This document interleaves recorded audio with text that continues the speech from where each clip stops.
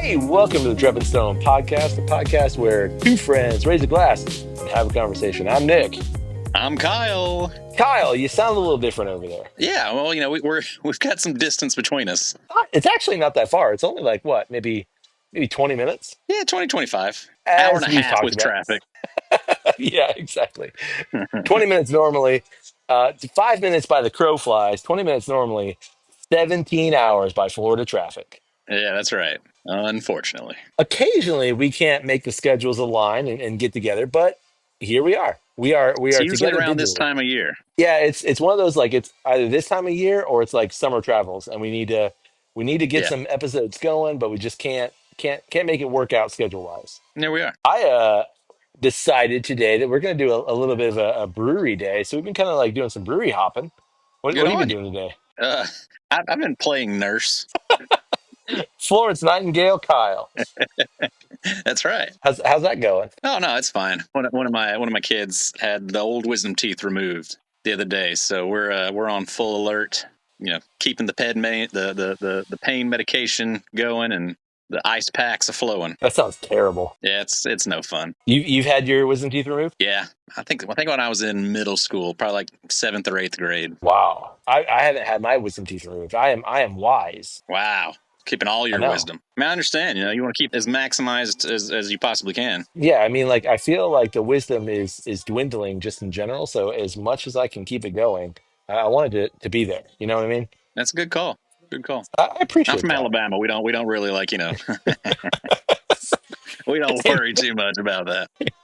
ain't no wisdom in Alabama. We don't have too high of a standard for that kind of a thing. When you got your wisdom teeth removed, do they just like take you down to the holler and, with a rusty wooden spoon and pluck them out? I mean, yeah. I mean, my dad did it. Like, got a rusty set of pliers, popped them out. Here's some Nothing whiskey, to boy. it. Just hold on. We're gonna get you straight. We're gonna get you settled. Don't you worry about it. Speaking of not worry about it, what are you drinking over there? Well, I mean, you said you were brewery hopping, so I went and got. I still got some Oktoberfests left from the Oktoberfest episode that we did. Whether that's Oh come out or yeah. not, I don't know. But yeah, I've got a couple of the one from Good People, Oh yeah, that was the a favorite. Oktoberfest Prost. Yeah, with the dachshund on it, the double Yeah, decocted dachshund. that's the one. Open it. Dog skin, dick, dog. What? That felt good. What? And you said you were drinking an Oktoberfest too, right? Yeah, I am. So right now we are. I don't know exactly where we are, like in terms of location. I don't know what this location's called anymore because we're in a part of Central Florida that like is up and coming, if you will. Like, things are being built around us. Like literally right Yeah. there. Like there's some dude swinging a hammer right over there. He's right there swinging a Holy hammer. moly! Yeah, I know. What's he doing with that hammer?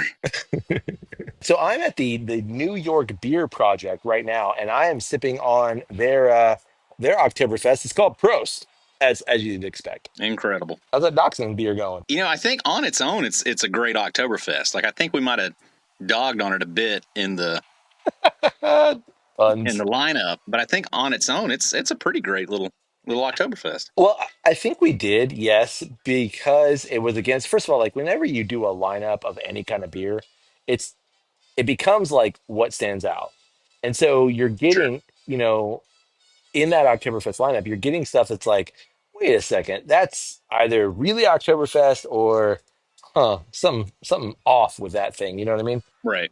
Yeah, it's either spot on or that's not really what I want. This one's better. Yeah, exactly. So, but I remember like that was one that we both really liked out of that lineup. Was it? I couldn't remember which ones were the better of the random ones that we had.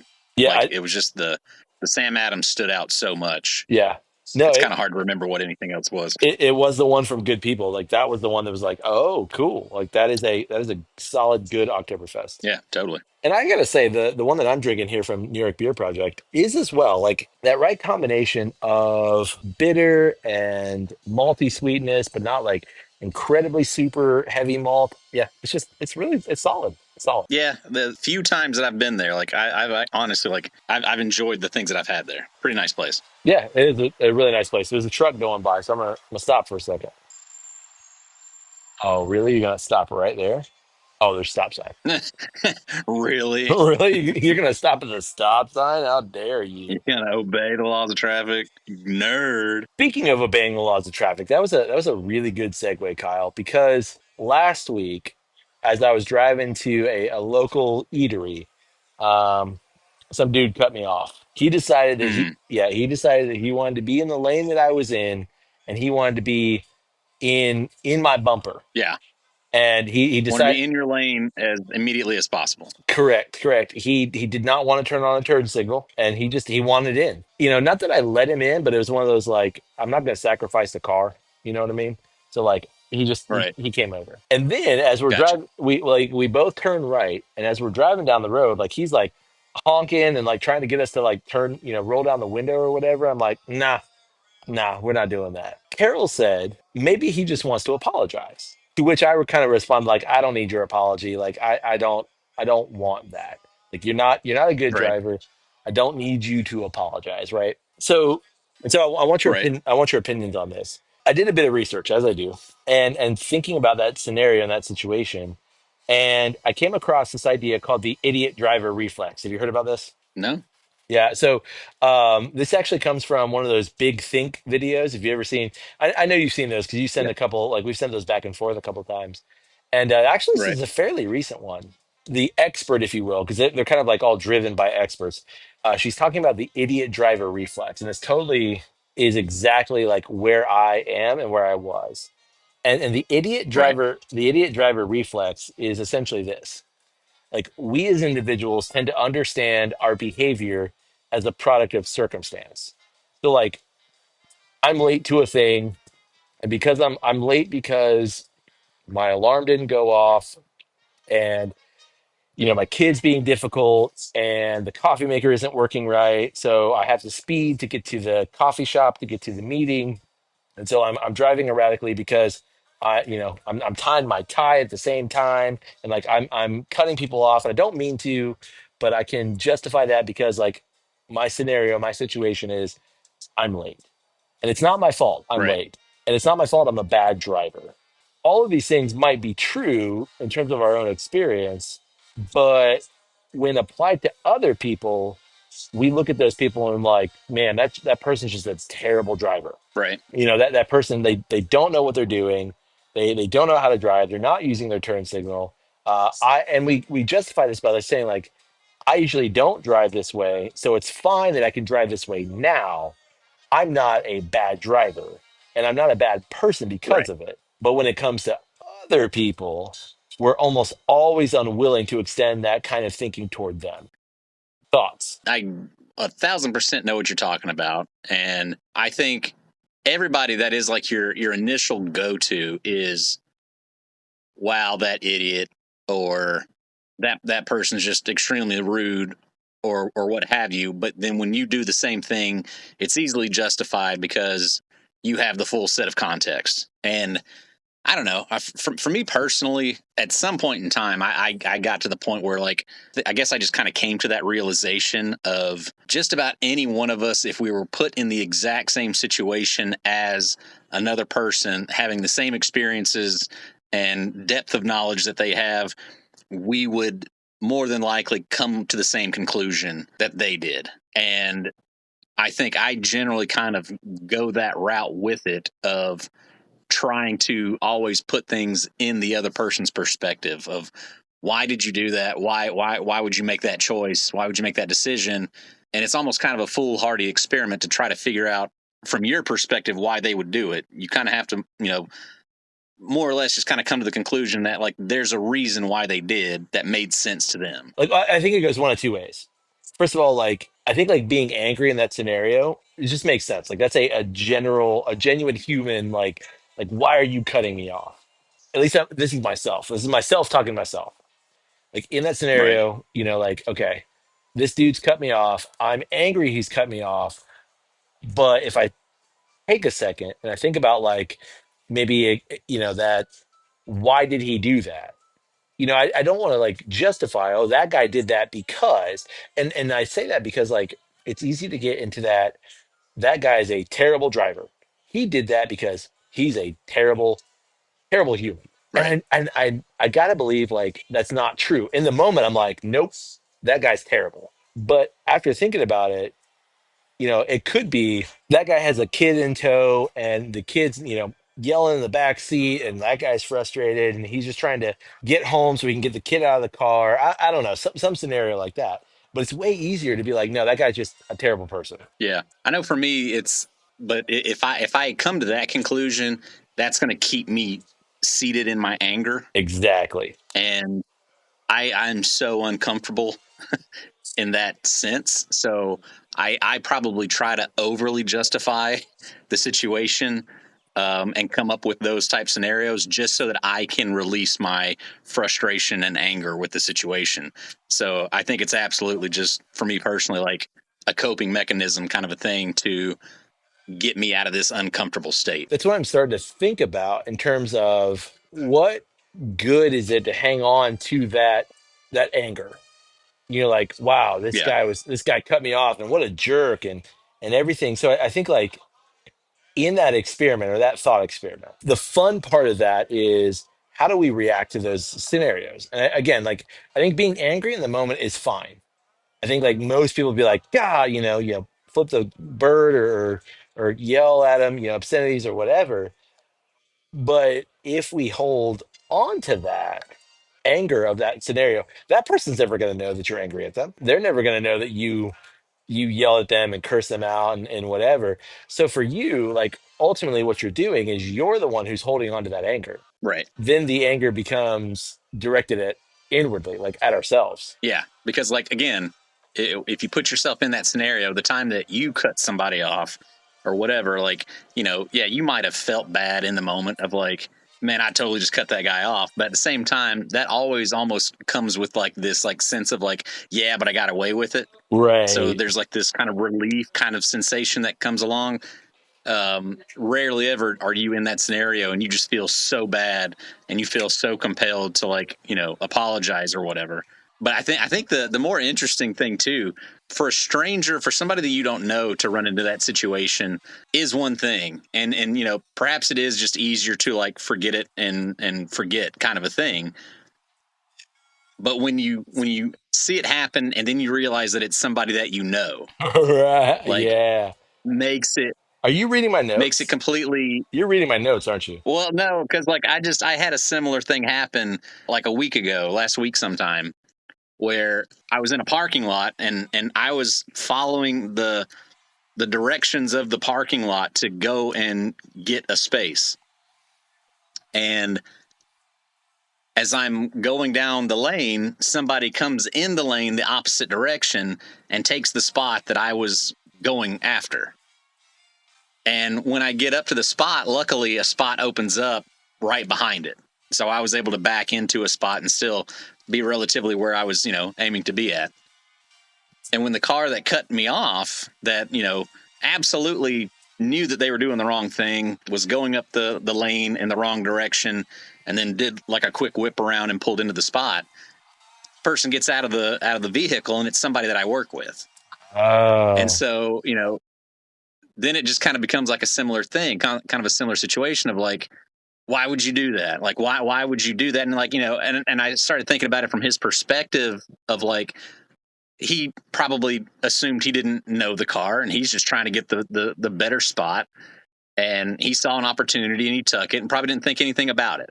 And I think in most situations, if that would have happened to me, I would have been like really frustrated and really upset and had to kind of like more or less convince myself out of my anger.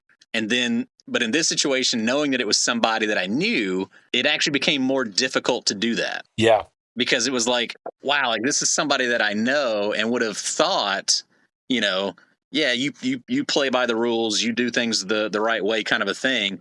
So to like see you take advantage was like really surprising to me. Let me ask you this. Is this a person like you just work with, or like you could have a conversation with like, hey, what you did there was kind of a douchey thing to do. There are very few people that I feel confident enough to have that conversation with. I believe So that. it is absolutely somebody that I work with, but it's nothing that I would ever have a conversation with them about it. To be fair, though, the person did. noticed that it was me. That was my next And once question. we got into work, Yeah, yeah, yeah. once we did get into work, he actually did apologize for it. Yeah, I was still like, honestly, in the moment, I was still quite frustrated. right. And I just kind of was just like, yeah, okay, whatever. Like, you still did it, but Yeah. whatever. I still got a decent parking spot. I'm not, it didn't burn me up all day or anything.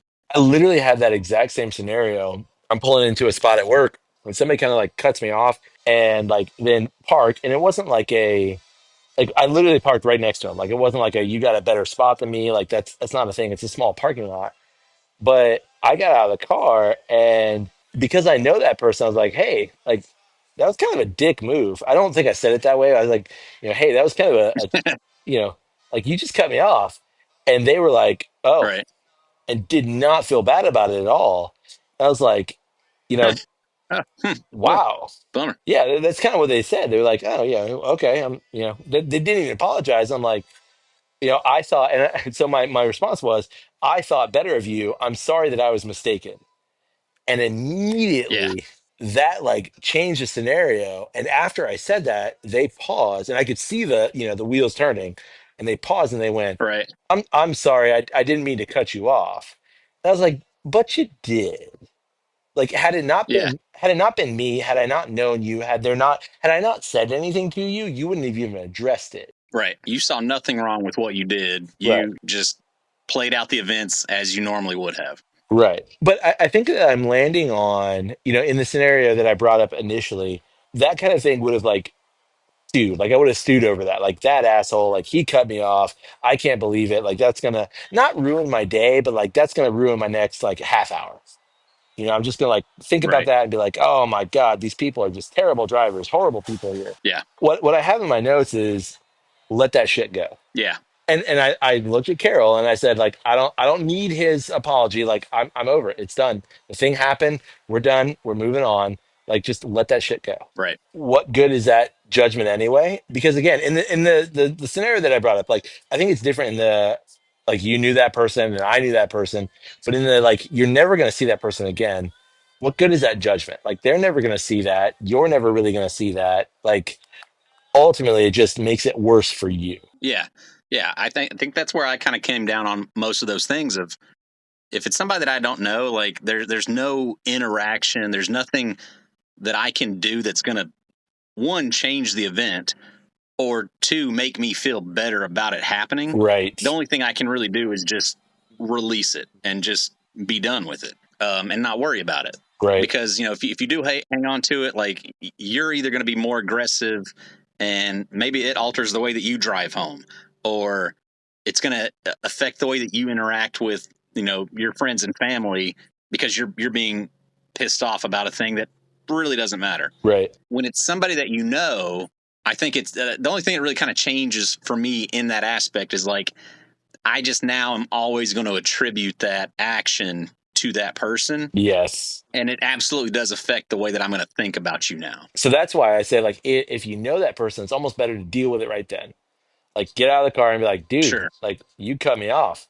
I think my difference in about it is though is like just for me personally, Yeah. I'm still not going to address it really You don't want the because confrontation. it's still just well, I never do, Right. but it's also just it was an issue in a parking lot. I don't really know that it deserves that's kind of shitty for you to do that. But to me, it's also just like the idea of like, I know that you did that. And so that's just now a character trait that I'm going to apply to you. Yeah. And so it affects the way that I view you. Yeah. Well, and that's what I'm saying. Like there are so few people that I would actually want to have the conversation with to be like, hey, what you did there was either rude or inconsiderate or whatever. I just wanted to let you know that I noticed it or whatever. Like, Yeah. there are so few people that I would be that, invested in to want them to even be aware of it. And that would strictly just to be to let you know that I noticed it. Right. Oh, Not that I yeah, want yeah. you to feel bad about it. Not that I want you to apologize or anything like that. Someone But just that noticed I your saw thing. it and I noticed it Yeah. and Yeah. I'm now aware of it, Yeah. kind of a thing. Your ill did not go unnoticed. Someone noticed it, and that Yeah, that person was me. I saw that. Yeah. Yeah, and what's really interesting too, I'm just sitting here thinking about it, like legitimately, like who would I say it to? I would certainly say it to my kids.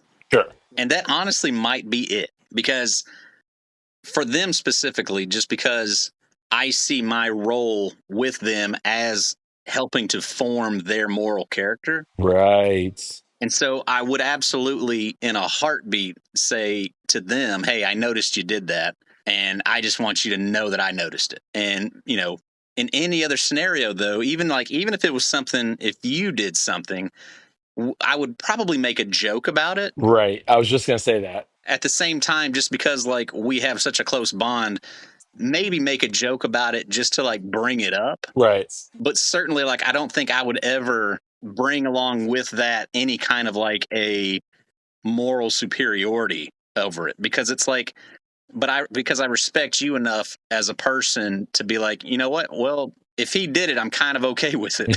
Well, and I literally like I thought about the same scenario. Like, what if it was Kyle that did that thing? And I was like, I think what I would do is like I would bring it up and I'd be like, hey, man, you're a real shitty driver. And then like we would both laugh about it. Not because like I actually think you're a shitty driver, but it's like you did a thing and I'm gonna be funny about it versus like I'm calling you out on the thing. Does that make sense? So like Yeah, it's still just like minimally making it aware in the conversation. and just being like, you know, in jest or kind of like, hey, that's a like a thing. Did you mean to do that? And Right. knowing us more often than not, I'd be like, oh yeah, I totally cut you off because I wanted to. You know what I mean?